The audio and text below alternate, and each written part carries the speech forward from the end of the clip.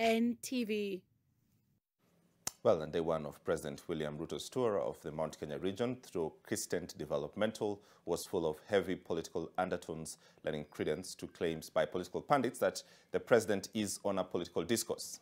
NTV's Ibrahim Karanja explains that the messaging in the recent anti-government push by the opposition about the dwindling economy as well as the high cost of living may have pushed Ruto to a tight corner, occasioning this trip.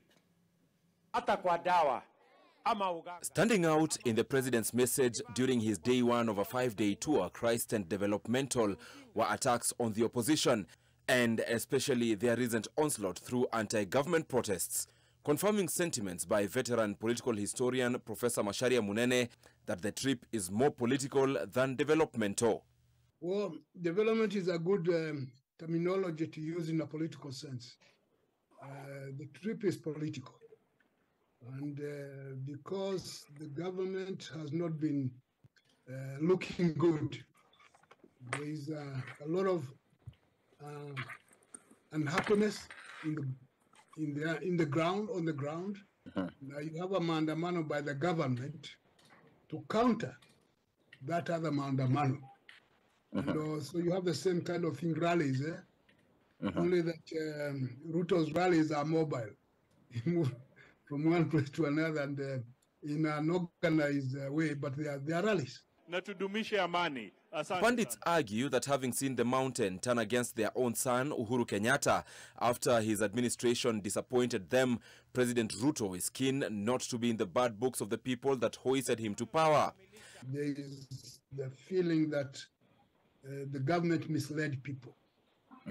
And that is not a very good feeling for a government, especially people who went out of their way to vote for the government, to turn around and start saying, now, wait a minute, you misled us, there's something wrong. So he needs to counter that feeling. Though they did not actively participate in the opposition-led protests, residents of the mountain are said to have largely been convinced by the reasons for the protests: the high cost of living, the continued struggling economy, the yet-to-be-fulfilled promises to turn around the coffee, milk, tea and miraa sectors, being part of the things that is slowly causing jitters in the region, whose son holds the second most powerful office.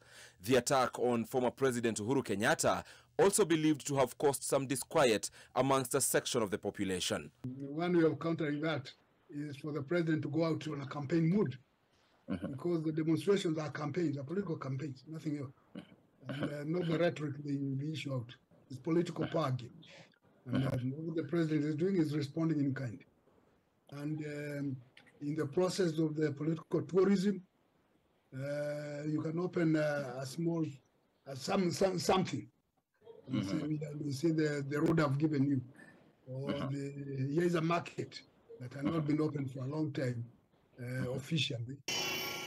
In the trip, President Ruto plans to host leaders at the Sagana State Lodge, a political altar which only 1 year ago was used to vilify him politically. On the altar, he will attempt to convert the anti-Ruto agenda previously preached from there to a more favorable narrative. Ibrahim Karanja, NTV.